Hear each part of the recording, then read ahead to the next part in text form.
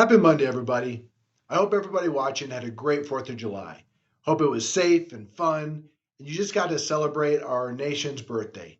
My family and I did, and I reflected on just, we're almost at 250 years, and what a what a wonderful, beautiful experiment. Our country has our share of problems for sure, but we live in a pretty amazing country. And I just reflected on it, and I hope you did too. Well, today I want to talk about the big beautiful bill. Now, I'm going to say I don't love it. I like it. There's a lot of things about it that I do love. The tax cuts from 2017, making those permanent.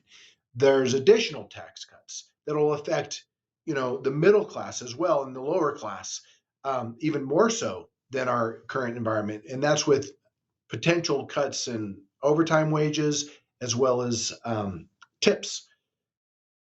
There's some expense cutting, not enough in my mind, and an additional spending in the military.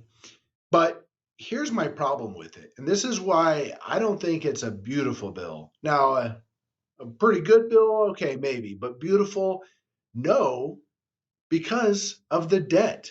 And you're probably, if you're a longtime listener, you're probably tired of me talking about how you must respect debt. That debt's a powerful tool. And like any powerful tool, if you respect it, it can bless your life. But if you don't respect it, it can kill you.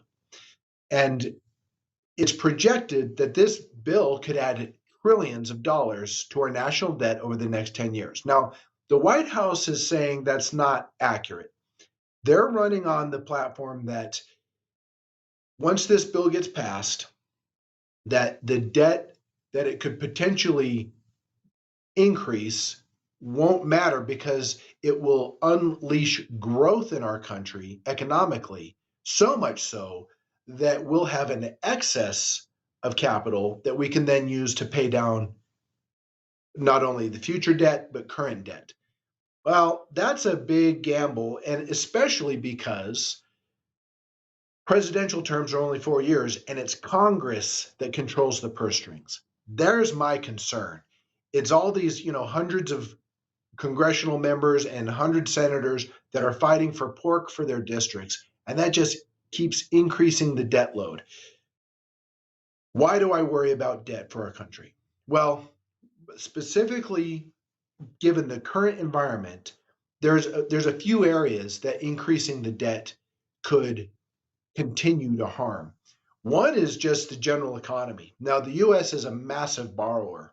And as the biggest borrower on the block, the United States government could squeeze out any competition. So if you're a small business trying to get debt, well, the demand by US debt could be so high that it's pushing up interest rates, making it more expensive to borrow money as a small or middle sized business.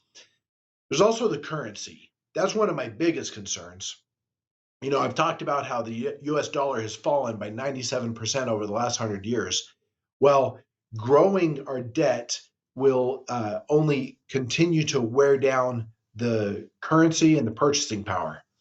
With that, will increase inflation, which we've already got an issue with inflation.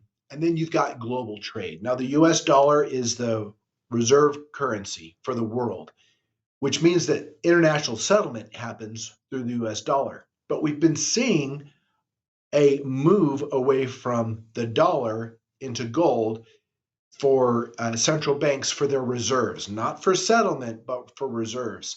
Now, if it gets to a point where the US dollar is only being used for settlement, that limits its utility quite a bit. And if that utility is limited, then that has broader implications for the rest of our country, at least in terms of us being a global power.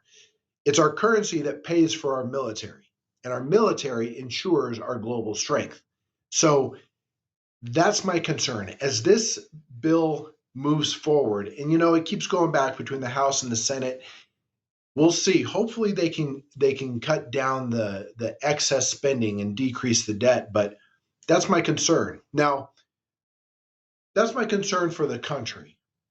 For as an investor, that encourage that encourages me and Greg to continue investing in hard assets, because if the debt continues to grow, all those concerns I just gave you will actually push up the price of hard assets.